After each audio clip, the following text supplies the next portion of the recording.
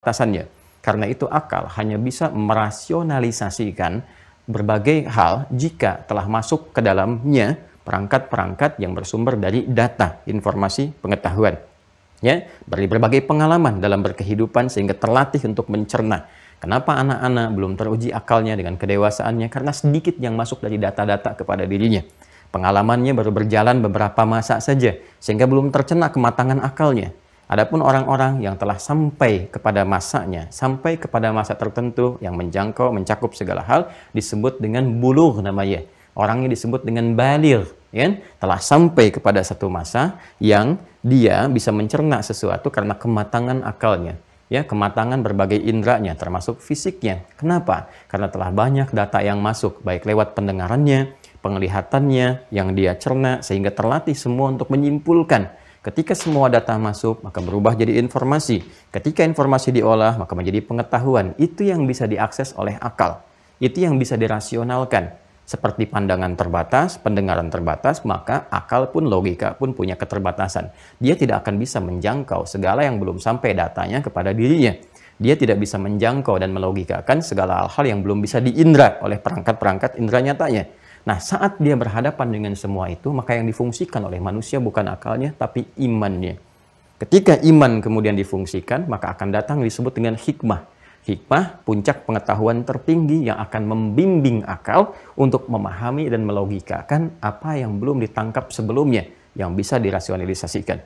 Itulah yang dimaksud firman Allah, "Wa may yu'tal hikmata faqad utiya khairan katsira." Siapa yang diberikan kemampuan untuk bisa mendapati hikmah, maka dia mendapatkan anugerah yang sangat besar. Karena hikmah itu bisa membimbing akalnya menuju pada satu tujuan, sehingga dengan tujuan itu telah didapatkan, dia bisa merumuskan jalan-jalan kehidupan yang benar, dan kehidupannya tertata guna meniti harapan-harapan terindah yang dia cita-citakan.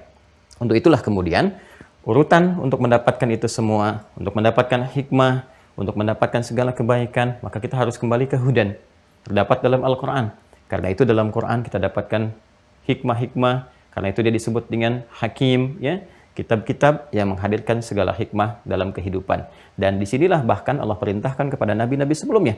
Bahkan kepada Nabi Yahya misalnya, alaihi salam. Nanti yang berkehidupan mempersiapkan jalan untuk Nabi Isa berdakwah. Ya, Nabi Isa, Nabi Yahya itu berada dalam satu periode yang sama. Didahului oleh Nabi Yahya, anaknya Nabi Zakaria, kan? Nah, ketika Nabi Yahya ini terlahir, kemudian Allah dalam masa perkembangan Nabi Yahya ini memberikan pedoman, petunjuk kepada Nabi Yahya untuk mendalami, kan? Mengkaji, mendekati kitab yang ada di masanya. Di Nabi Yahya pun sudah mewarisi kitab-kitab sebelumnya. Ya, perjalanan dari Nabi Musa alaihissalam terus, ya, ke Nabi Daud, Nabi Sulaiman terus, sampai ke era Nabi Yahya, bahkan sebelum Nabi Isa tiba, ya, alaihissalam jami'an. Dipersiapkan, dibaca Quran surah ke-19, Maryam. Ya kan? Kalau kita dapati dari ayat yang ke-11 sampai dengan ke-15-nya, di antara sekat itu kita akan dapati satu yang sangat indah. Ya, kalau dari ayat pertama sampai teruskan ke ayat 15, periodenya akan menerangkan tentang bagaimana Nabi Zakaria berdoa, khusyuknya sampai lahir Yahya. Ketika Yahya lahir, perhatikan kalimatnya. Ya Yahya, khudhil kitaba biquwah. Khudhil kitaba biquwah. Hei Yahya, ambillah, pegang, dalami, pedomani kitab itu. Tentu kitab sesuai dengan di masanya. Ya, untuk generasinya, untuk masanya. Tapi poinnya adalah ketika berpegang kepada kitab itu dengan kuat, ambil sebagai pedoman, wa atainahul hukma sabiyya.